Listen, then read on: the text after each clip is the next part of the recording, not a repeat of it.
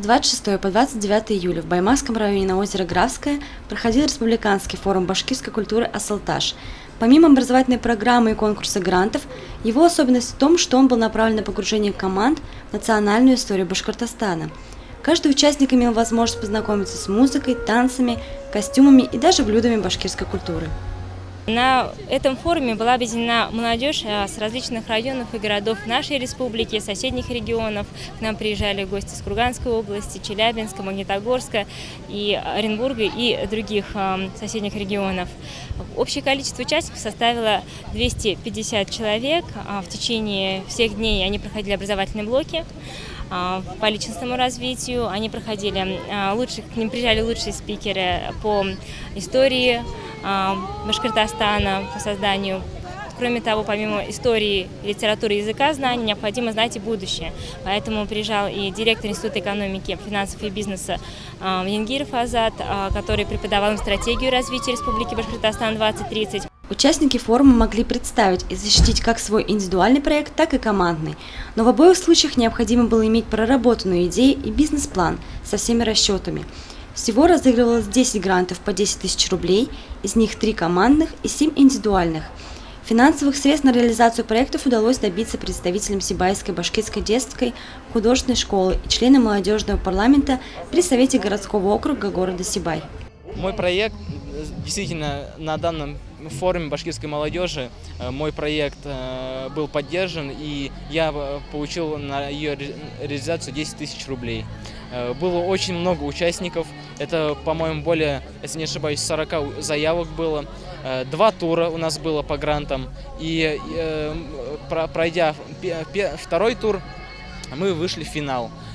Было очень сложно, потому что были очень сильные идеи у ребят, проекты, но мой проект, так скажем, завоевал симпатию у членов комиссии, и его этот проект поддержали. Проект заключается в том, чтобы установить эко-контейнеры в учебных заведениях, это в СУЗах и в ВУЗе нашего города, с целью того, чтобы прививать у молодежи культуру раздельного сбора макулатуры и бережного отношения к природе. Не успел форум «Асалташ» закончиться, как на этой же территории стартовал ЕИН башкирской молодежи, который проходил с 28 по 30 июля. В числе организаторов исполком Всемирного Курултая Башкир. Мероприятие также было пропитано духом башкирской культуры. На сцене девушки дефилировали в народных и современных костюмах со знакомыми башкирскими орнаментами, а спортсмены бились за звание победителя в национальной борьбе куреш. Открытие встреч башкирской молодежи началось с официальной части.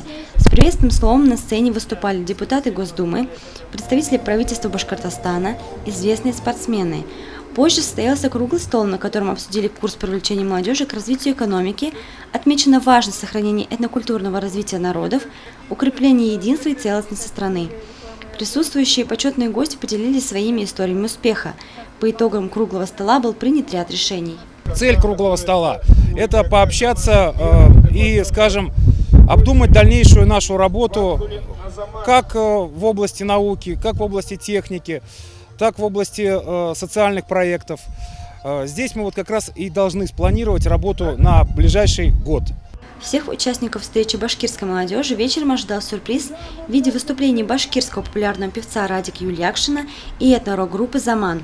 До своего вечернего шоу Радик лично познакомился с программой мероприятий и отметил, как важно проводить подобные встречи. Я очень рад присутствовать на таком мероприятии. Я реально очень часто думал, у нас редко проводят такого рода мероприятия, и хотелось бы как-то почаще, ежегодно. На самом деле это сближает, есть много тем поговорить, есть обсудить будущие планы, поэтому я только рад, я поддерживаю и готов, наверное, всегда поддерживать нашу молодежь, наш народ, мой родной Башкортостан. Организаторы форума и ИИНа башкирской молодежи постарались всячески разнообразить программу, чтобы каждый участник мог максимально продуктивно провести время. Кто-то вернулся с грантом, а кто-то с багажом ценного опыта, который непременно поможет на дальнейшем жизненном пути. Оксана Старовойтова, Алик Кадыров, Гульгина Раскельцина, телекомпания СТВ «Баймакский район».